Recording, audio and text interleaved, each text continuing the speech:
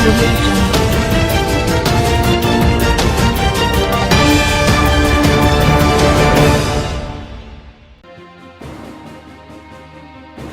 पंजाब हुकूमत के स्कूलों में तलबा की हाजिरी को यकीनी बनाने के लिए पंजाब हुकूमत ने नई पॉलिसी तैयार कर ली।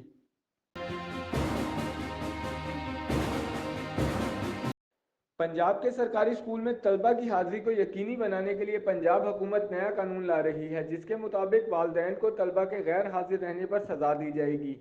महकमा कानून से मिलने वाली मालूमात तलबा की स्कूल में मुसलसल गैर हाजिरी पर वालिदैन को 5 से 10,000 रुपये तक जुर्माना, स्कूल न आने वाले बच्चों पर वालिदैन को 1 हफ्ता कैद करने की भी तजवीज़ दे दी गई।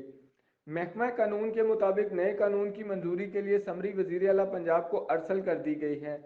दूसरी जानिब नए कानून में 2014 कंपलसरी एजुकेशन एक्ट में शामिल सब्सिडी बंद नहीं की जाएगी।